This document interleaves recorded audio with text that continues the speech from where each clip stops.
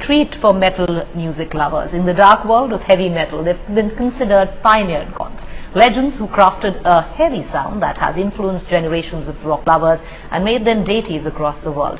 US thrash metal band Megadeth is in India to perform at the MTV Extreme Festival tomorrow. With a 30-year run that has seen them elevate to rock divinity across a worldwide fan base, Megadeth continues to tour with a blistering set of favorites both over the years. Widely regarded as some of the heaviest and most technically proficient performers both in a studio and on stage, Megadeth couldn't escape the arm of the air in the national capital with this photo op inside an auto rickshaw as part of the publicity proceedings. My colleague and deputy editor, Shivaru, a lifelong fan of the band, had the opportunity to meet the band and interview their iconic founder, lead guitarist and frontman Dave Mustaine.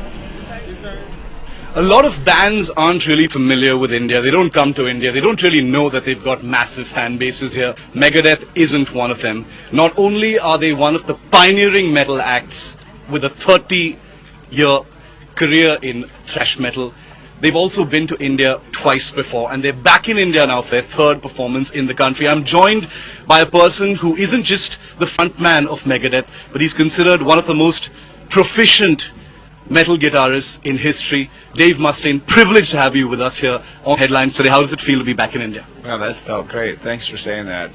It feels good to be here. Like I was saying, it's not one of those places that people, yeah, you're right, not a lot of people come here. They're missing out. To me, it's just like being anywhere else in the world. Fans, they love the music, and they deserve to have bands come here and play.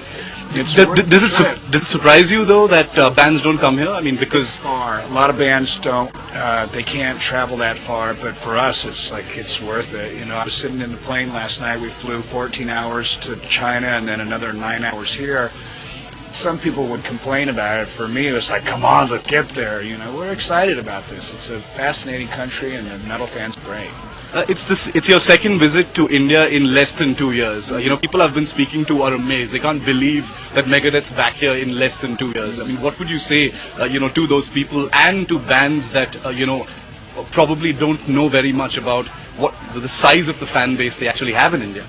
I think if you treat your fans right, that you'll have fans anywhere. And I think if you make the investment to come, people will show up. And when you get here and you play, if you play hard, you'll make some friends. And when first time we came here, we played as hard as we could. The second time we got here, it was a little bit easier because people knew who we were and we just did what we do. And tomorrow night we're going to be playing some really old songs we've never played here. We're going to do Rattlehead and Devil's Island. We haven't played those songs forever, so it's going to be really cool. The fans have never seen that here yet.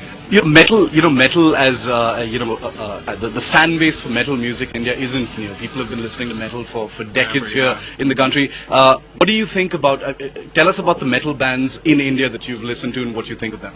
I can't remember the name of the bands that were on the last bill. I thought when we were here last time there were a couple bands that I liked, but on this particular show coming up, I'm really looking forward to seeing Parikrama, and I had heard Pentagram was from here. You would never know it. To me, they sound like they're like early Black Sabbath, kind of crossed with like a Witchfinder General kind of stuff. The stuff I listened to back when I was in Metallica, and I liked it. I'm really looking forward to seeing those guys play. And then hearing the guys in Providence this morning, I think it would be cool to see them with a drum set. So I'm looking forward to seeing them too. And the neat thing is that it doesn't matter where you're from; it's how you play. There's a lot of exciting things that have been happening with Megadeth in the recent past. There's been Countdown to Extinction reissue with the tour. You're also, going into a 15th studio album now. Anything you can tell us and all your fans about that? Because there's a great deal of anticipation about what your next sound is going to be like. Well, the next record, we're still kind of formalizing it, and we don't want to tell everybody as we go along, this is what's going on, because it kind of takes away from things. But I can tell you this much, I'm playing with the San Diego Symphony April 12th. We're going to be doing some Vivaldi and some Bach, and I grew up listening to that in the earlier Megadeth records and kind of got away from it, and learning those songs again really lit a fire in me towards more of the dramatic parts of music. I'm not really writing so much for radio because, the radio situation appreciation for metal bands isn't really that strong anyway. So if we follow our hearts and play what the fans really like, it's what we like. I read quote somewhere where you sounded really spiritual, where you said, you want to be able to make as much music as you can, while you're still alive. You've been doing this for 30 years. Do you ever get tired doing it? I mean, when on Hanneman's death, you'd said something about how mortality is an issue, and you were thinking about is that something that you think about a lot, mortality? Well, there's a lot of stuff that people said that I said around Jeff's death, and all I really had said about that was I choose to celebrate his life instead of mourning his death. It's probably because I'm part Irish. Irish people look for things to celebrate, and I remember a lot of the good times with Jeff, and I choose to remember that. Yes, mortality is something we all face. I think that I was a little bit more in touch with that when Daryl was shot.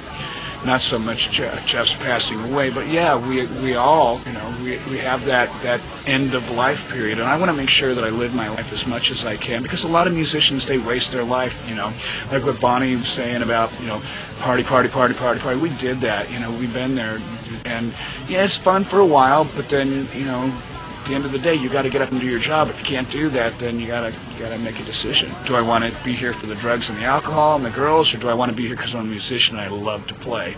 Well, I love to play. Well, I've been listening to Megadeth since I was 10 years old, so I wish you a very long life and have a great show tomorrow. Thanks, Dave, for speaking to us.